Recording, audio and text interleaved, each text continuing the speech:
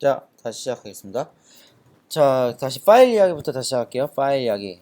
여러분 파일이 운영체제에서 이제 파일 저장하는데 결국 운영체제가 여러분 제가 하드웨어 자원을 관리하는 시스템 소프트웨어라고 했죠. 하드웨어 자원 중에서도 이제 이런 디스크 같은 비밀발성 메모리를 관리를 할 테고 거기서 이제 파일을 하드디스크에다가 이제 하드디스크나 SSD에다가 이렇게 쓰죠. 근데 이제 일단은 뭐 그런 텍스트 파일이나 이미지 파일 같은 경우에는 각각 고유의 이제 저장 포맷들이 있잖아요. 그래서 그런 것들은 이제 운영체제에 의존적이지 않고 각각 이제 표현 파일 저장하는 규칙들이 있죠. 뭐 JPG라든가 그런 압축 규칙들이 있잖아요.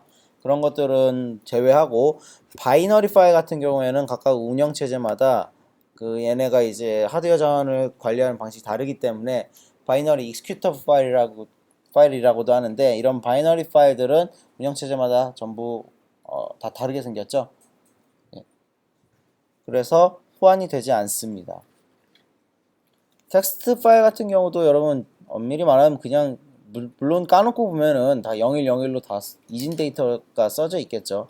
하지만 편의상 텍스트 파일이라고 구분짓고 바이너리 파일도 다들 전부 다 바이너리로 써져 있잖아요. 0과 1이잖아요. 하드디스크에 뭐 캐릭터가 써 있는 거 아니잖아요. 문제. 그래서 그렇고요. 파일 시스템은 뭐예요? 파일 시스템 읽어보면은 그냥 물리적인 디바이스의 파일을 그냥 관리하기 소프트웨어 스택에다 아까 말한 제가 운영체제가 하드웨어 자원을 관리하는 시스템 소프트웨어라고 했죠. 운영체제마다 자기 고유의 이제 파일 시스템이 있어요. 지원하는 파일 시스템이 있어요. 뭐 윈도우 같은 경우에는 여러분 뭐 옛날부터 FAT 뭐라든가 뭐 NTFS 이런 것들, 그리고 맥 같은 경우에는 뭐였죠? 기억이 안 나네. 아무튼 걔네들도 이제 자기 나름대로의 파일 시스템을 설계하고 계속 파일 시스템도 계속 발전해요. 파일 시스템이 옛날 거 그대로 그냥 갖다 쓰는 게 아니라 얘도 발전합니다. 왜냐면 이제 그럴 수밖에 없는 게 디스크의 물리적인 발전도 있고 변화도 있기 때문에 거기에 맞춰서 파일을 어떻게 효율적으로 저장하고 탐색할 수 있는지 그런 것들에 대해서 연구를 할 수밖에 없어요. 성능을 끌어올려야 돼요. 그렇기 때문에 파일 시스템도 계속 발전합니다. 뭐 리눅스 같은 경우에는 ext3, 뭐4 이런 것들 있죠. 그래서 물론 당연하겠지만 하드디스크 옛날에 디스크 방식의 하드디스크 디스크가 돌아가고 거기에 암이 이렇게 왔다 갔다 하면서 이제 그 LP판처럼 찾는 방식과 요즘 나오는 낸드 플래시 기반 디스크에는 접근 방법이 달라지겠죠.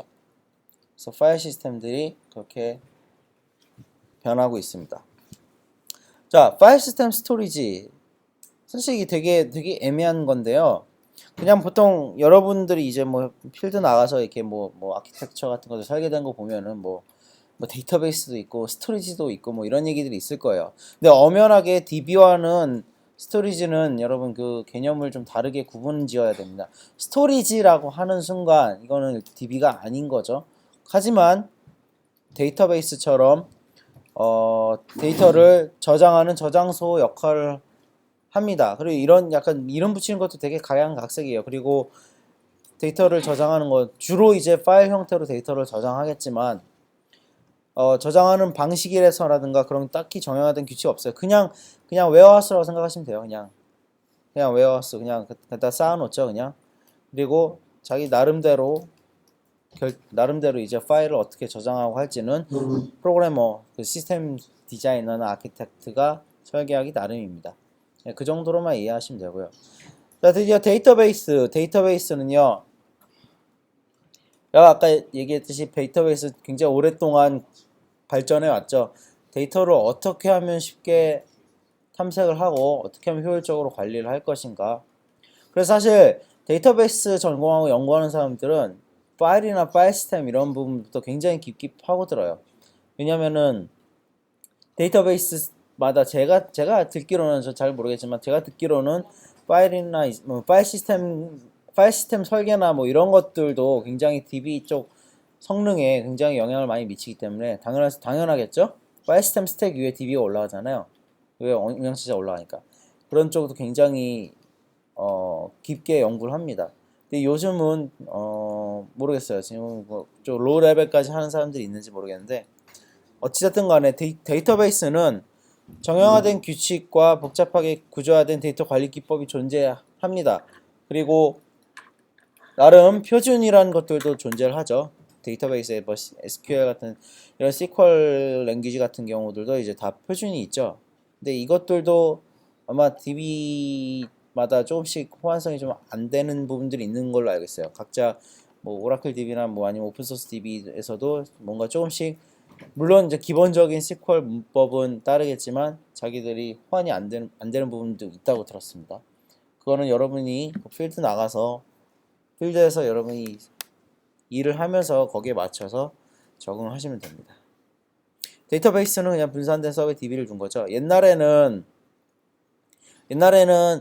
저도 기억이 나는데 서버를 하나 학교에다 내가 학교 다닐 때 이제 학교 실습실에다가 서버를 설치했는데 그때 그냥 내 어플리케이션과 DB를 한 컴퓨터에 그냥 뒀어요. 그리고 DB 로컬 DB에다가 그냥 접근을 했죠. 근데 이제 뭐 그렇게 간단한 시스템 뭐 지금도 뭐 그렇게 할 수는 있어요. 근데 이제 요즘은 이제 데이터베이스를 이렇게 어플리케이션이 있는 곳에 두지 않죠. 그래서 DB를 따로 분산된 서버에 저장을 하고 그렇게 하는 이유는 뭐 백업이라든가 DB 데이터 관리가 용이하잖아요. 특히나 더군다나 요즘은 DB만 서비스하는 서비스들이 굉장히 많아졌어요. 그죠? 클라우드 서비스. 이따가 제가 소개해줄 그 엠랩이라는 서비스도 몽고DB 서비스예요. 몽고DB 서비스고 그리고 지난주에 제가 가르쳐줬던 그 파이어베이스도 뭐냐면 데이터베이스 서비스죠. 이제 가입하고 돈 내면은 저희가 API로 데이터를 넣었다 뺐다 하게 해줄게. 관리는 우리한테 맡겨. 백업이든 뭐든 데이터 유실에 대한 걱정은 안 해도 되잖아요. 일단 물론 걔네들이 정말 100% 신뢰를 한다고는 할 수는 없어요. 걔네들도 서버 날려먹으면은 망하는 거죠. 사과문 올리고 뭐 소송 들어가고 난리 나겠죠.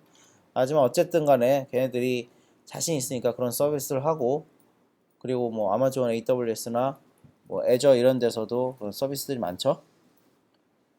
그래서 보통 제가 삼성 다니는 친구한테 들었는데 걔네 뭐 삼성은 아무도 안 믿는데요. 그래서 같은 서비스라 할지라도 클라우드 서비스를 이것저것 다 분산해서 쓴대요. 그러니까 똑같은 서비스인데 데이터를 아마존 AWS도 넣고 MS 애저도 넣고 구글 클라우드 넣고 다 분산시킨대요. 일단 하나 내려가도 딴 데서 이제 백업할 수 있게. 돈만 많으면은 가능하죠. 상당히 영리한 거예요. 네. 자, RDB와 SQL. 자, 릴레이셔널 데이터베이스. 그러니까 한국말로 관계형 DB라고 하는데 관계형 DB가 무엇이냐? 그러니까 데이터를 여러분 딱 직관적으로 봤을 때 뭐 아무튼 뭐 출석부도 그렇고 여러분 출석부도 그렇고 시간표도 그렇고 그냥 딱 2차원 인간이 직관적으로 생각할 수 있는 건 2차원이 한계죠. 2차원 테이블이 딱 컬럼과 로우에다가 이제 데이터를 이렇게 쭉 정렬하는 걸 좋아합니다. 사람이라는 건. 그래서 테이블 기반으로 설계하고 하지만 그냥 딱 2차원 그 테이블에다 모든 데이터를 다 담기는 너무 어려워요. 데이터도 양도 많고 종류도 많고 접근 방법도 각양각색이기 때문에 그래서 여러 테이블을 놓고 그 각 테이블 간에 또 관계들을 설정을 해서 의존성들이나 이런 것들을 설계를 해서 데이터셋을 만든 게 관계형 DB입니다. 어제 고글링하다가 그 스택 오버플로에서 이런 걸 봤어요. 스키마와 데이터베이스 테이블 차이가 뭐니? 라고 했더니 답변이 이제 딱 여기 있죠. 스키마와 데이터베이스와 테이블은 플로우 플랜과 하우스와 룸이다. 사람들이 굉장히 좋아했어요. 추천수가 많죠? 이거 그냥 집 지을 때 플로우 플랜 뭐죠? 그냥 내가 방을 어디다 놓고 화장실을 어디다 놓고 뭐 이런 것들을 그냥 밑에다 설계 그리잖아요. 그리고 실제로 집을 올리면은 하우스가 딱 지어지는데 그 안에 룸들이 있죠. 여기에 룸이 있고 어떤 룸이 어떻게 이 룸 옆엔 이 룸이 있고 그쵸? 그리고 이 룸에는 누가 들어가 살 거고 그런 것들 예. 플로우 플랜과 하우스 룸 딱딱 뭔가 와닿지 않습니까? 스키마와 데이터베이스와 테이블. 그러니까 한마디로 스키마는 DB 스키마, 여러분이 DB 디자인을 할 때 스키마는 그냥 데이터 테이블을 뭘 몇 개를 만들고 어떻게 생긴 놈을 어떻게 만들고 얘네들 간의 의존성이 어떤지 그런 것들을 설계하는 스키마예요. 그러니까 DB 설계라고요. DB 설계도. 그래서 DB 안에는 테이블들이 여러 개가 있고 보통 여러분 데이터베이스에 각각 테이블에 데이터를 이렇게 넣게 됩니다. 스키마 예시 하나 볼게요, 여러분. 이거는 그냥 굉장히 간단한 테이블 하나 만든 거죠. ID, first name, last name, address가 있고 그 데이터들이 컬럼별로 필드라고 하죠. 각각 필드를 컬럼별로 나누고 각각 로우를 데이터들을 쭉쭉쭉쭉 집어넣게 됩니다. 그리고 여러분 이렇게 테이블을 설계할 때 뭔지 모르겠지만 뭐 ID 넘버라는 게 이렇게 아마 뭐 순차적으로 증가를 하고 있고 이게 아마 primary key라고 이제 설계를 했을 거예요. 보통 이제 primary key를 기반으로 데이터베이스의 데이터들이 해쳐모여 하죠. 정렬을 합니다. 이거를 primary key라고 해요.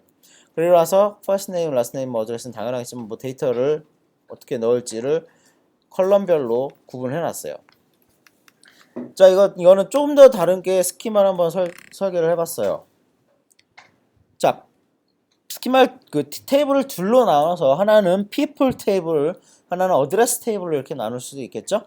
그럼 이렇게 넣으면은 내가 그냥 사람 이름만 갖고 오고 싶다 그러면 people 테이블에서 그냥 쭉 긁으면 되잖아요. 그죠? 굳이 어드레스까지 내가 탐색을 안 해도 된단 말이에요. 이렇게 나눴을 때. 그리고 각각 어드레스는 내가 어드레스별로 아이디를 구분을 하고 내가 만약에 뭐 그냥 주소별로 내가 데이터를 이렇게 관리를 하고 싶어. 가끔씩 예를 들면 뭐 주소에서 뭐 서울 지역만 내가 주소를 뽑고 싶고 서울 지역의 주소가 몇 개인지만 보려면은 어드레스 데이터 테이블만 참조하면 되잖아요. 그죠? 그리고 그 주소에 누가 살고 있는지 다 넣을 필요 없이 그 people 테이블에 있는 primary key인 id만 같이 관리를 해주면 이런 식으로 관리를 해주면은 이 주소에 누가 사는지 people id가 있고 그거를 또 찾아가서 people 테이블에 가서 내가 굳이 이 사람 이름까지 보고 싶다 그러면은 이 아이디를 갖고 people 테이블로 가서 검색을 하면 되겠죠. 예. 스키마 이렇게 나눌 수도 있는 겁니다. 내가 어드레스만 자주 가고 싶고 가끔씩 이름을 확인하고 싶으면 이렇게 설계하는 게 또 좋은 방법일 수 있어요. 네. 자, 이런 스키마의 예시도 봅시다. people 테이블이 있고 어드레스 테이블이 또 따로 있어요. 어드레스 테이블은 진짜 정말 어드레스만 넣어놨어요. 진짜 아이디와 어드레스밖에 없어요. people에는 아이디와 사람밖에 없고. 자, 그런데 앞에 사이에다가 또 다른 테이블 하나 만들었죠? person address라는 뭐 이런 것들. 이거는 이제 이 사람이 어느 어드레스에 사느냐 라는 걸 어느 어드레스에 사느냐라고 관리한 또 다른 테이블이죠. 이런 식으로 설계를 했을 때 각각의 사람들이 어떤 주소에 사는지 또는 예를 들면 같은 어드레스에 사는 사람들 뭐 1인 가구가 많니 뭐 다가구가 많니 이런 것들 검색할 때 이런 것만 넣고 봐도 되겠죠. 그래서 여러분 이것도 마찬가지로 여러분 DB 디자인 하는 거는 아키텍트 설계자의 그 목적과 취향과 그런 것들에 굉장히 다 달라질 수 있는 겁니다. 정답이 없는 거죠.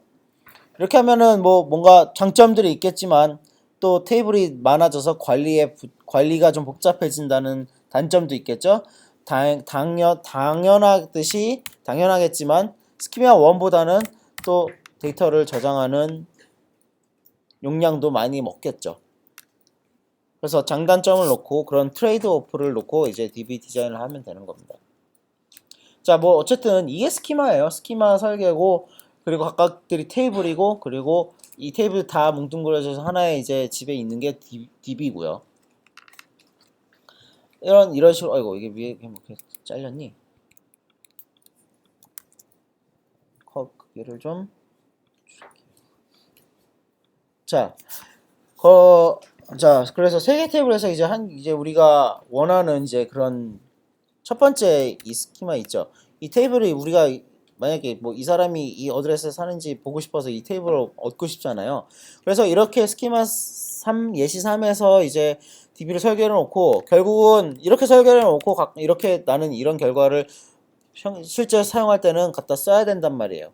그러면은 뭐 예를 들면 이런 식으로 SQL 문법으로 데이터를 DB를 그 임시로 테이블을 하나 이제 생성을 하게 되죠. 그래서 여러 분산된 테이블에 있는 데이터를 조건에 맞게 취합을 해가지고 하나의 테이블을 이쁘게 내놓고 그걸로 실제 응용 소프트에서 활용을 합니다.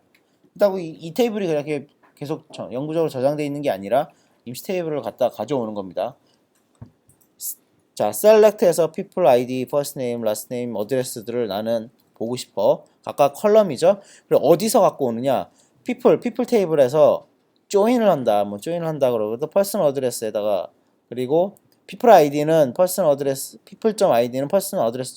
person ID에다가 매핑하고 싶어. 뭐 이런 식으로 뭔가 대충 나오겠죠. 여기서 여러분 그 join이 뭐예요? join?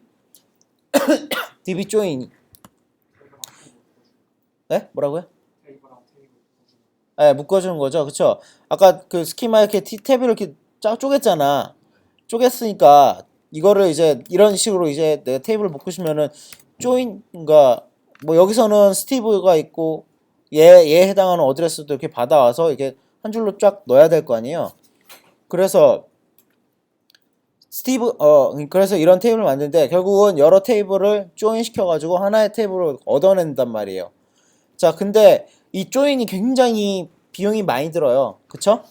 예를 들면 생각해봐요. 여러분, 한 고작 몇만 개 있는 데이터베이스는 뭐 금방 할 수도 있어. 탐색이. 만 개 검색하는 거 별거 아니잖아요. 근데 데이터 횟수가 막 100만 단위, 막 이렇게 10만 단위 막 이렇게 넘어가면은, 탐색이 굉장히 오래 걸릴 수 있단 말이에요. 이쪽에서 10만 개 데이터 막 검색하고 저쪽에서 한 3만 개 데이터 검색해가지고 조인해가지고 쭉쭉쭉 뽑아가지고 조건에 맞는 거 검색해서 이렇게 뽑아낸다는 게 굉장히 오래 걸릴 수 있어요. 그래서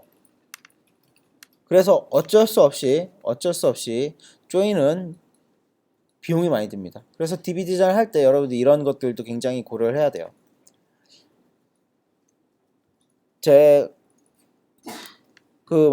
선배 중에 한 명 이제 개인 사업 하시는 분인데 본인이 만든 직접 서비스 시스템을 이제 설계를 해가지고 이제 사업을 하고 있어요. 근데 DB를 설계를 하는데 자기가 이렇게 뭐 이래도 복고 저래도 복고 하다가 근데 워낙 동시 접속자 수가 많고 자기가 가진 자원은 한정적이고 거기에 대해서 빠르고 정확하게 신뢰성 있게 데이터를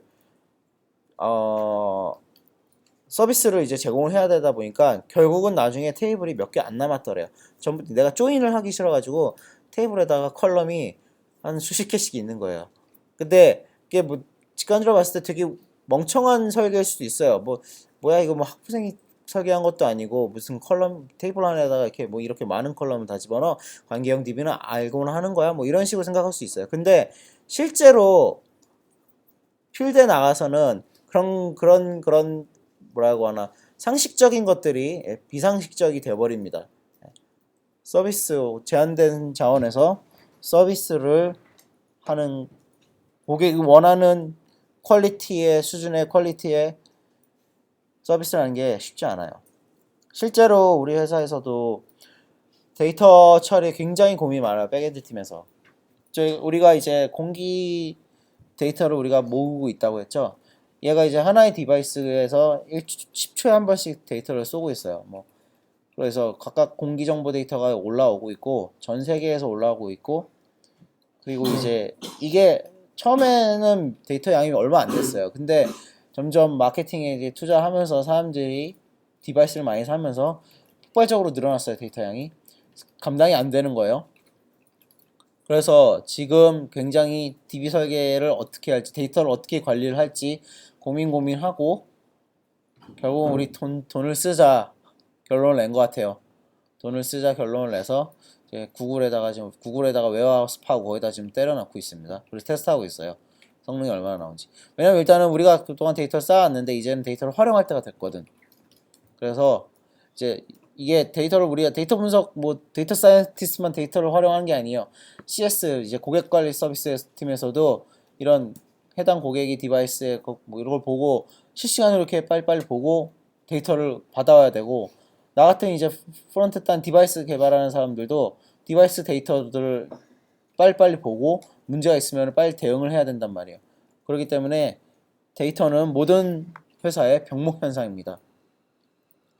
제가 장담해요. 여러분 어느 회사를 가든 데이터베이스는 병목이에요. 병목입니다. 그래도 재밌는 건 돈만 있으면 많은 걸 해결할 수 있어요.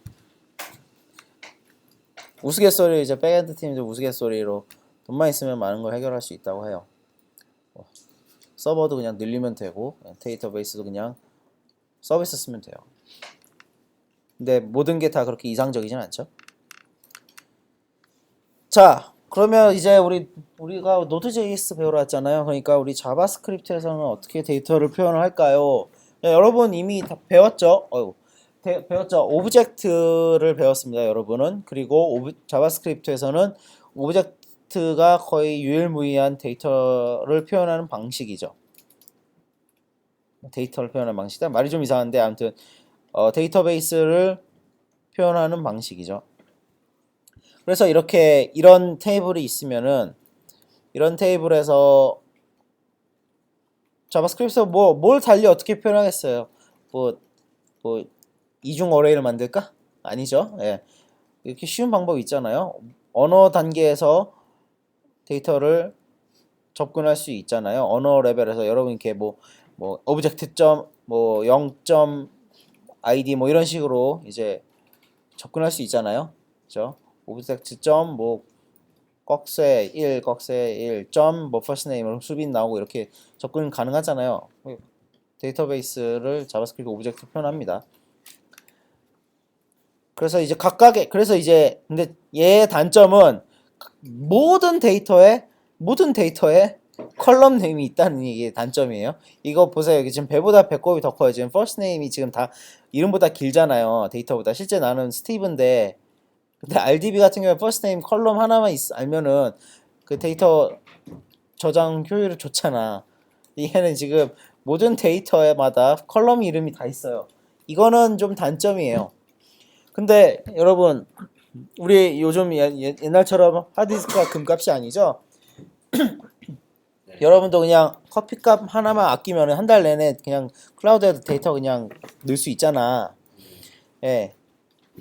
그래서 이런 저장 효율성이 조금 더 덜 중요해지고 데이터를 관리하고 얼마나 많은 데이터를 또 유연하게 넣다 뺐다. 또 요즘 또 빅데이터라고 해서 데이터 양이 엄청나게 늘어나죠.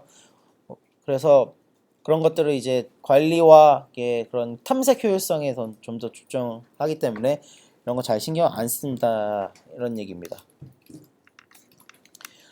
자, NoSQL, NoSQL이란 무엇인가요? 자, 그리고 기본 지금까지 제가 RDB 전통적인 RDB 테이블 구조와 이제 그런 스키마 기반의 테이블 구조 기반의 이제 전통적인 RDB를 얘기했는데 그냥 이거는 RDB의 대안으로 나온 새로운 기술입니다. 새로운 기술이고 보통 자바스크립트에서 제이슨을 그대로 저장한 것이 이제 대표적인 노스QL 기반 노스QL DB라고 할 수 있어요. 몰라요. 나중에 어떻게 SQL이 아닌 또 다른 방식의 노스QL이 나올지. 근데 요즘은 이런 제이슨이 너무 워낙 유명해졌어요. 그리고 효율적이다라는 게 증명이 됐기 때문에 제이슨은 그대로 그냥 DB에 넣어버립니다. 이게 노스QL 중 하나예요. 그냥 하나입니다. 제이슨이 노스QL이다 이건 아니에요. 네. 노스QL 중 하나이고, 아까 지난주에도 설명했지만 XML이 너무 워낙 무겁고 비효율적이다 보니까 이제 제이슨이 각광받다고 했죠. 모르죠. 나중에 제이슨보다 더 좋은 저장 방식이 나올지 모르겠지만 어쨌든 이런 식으로 DB는 진화합니다. 그래서 몽고DB가 대표적으로 제이슨 구조 기반 데이터베이스죠. 그리고 파이어베이스 역시 서비스 형식이 좀 다르지만 얘는 파이어베이스는 서비스고 몽고DB는 DB죠. DB. 그래서 이제 몽고DB 오픈소스 DB고 사용자가 DB를 직접 구축해서 이제 쓰면 되고, 파이어베이스는 그런 것도 필요 없이 그냥 자기들이 DB를 관리 다 해줄 테니까 돈 내고 쓰세요 라는 서비스입니다. 제가 듣기로는 파이어베이스 내부도 몽고DB를 쓴다고 했던 것 같아요. 근데 모르겠어요. 요즘 뭘 쓰는지는. 어쨌든 사용자가 구현치에 대해서 신경 쓸 필요는 없죠. 돈 내고 내 데이터만 넣었다 뺐다 하면 되는 거예요. 네.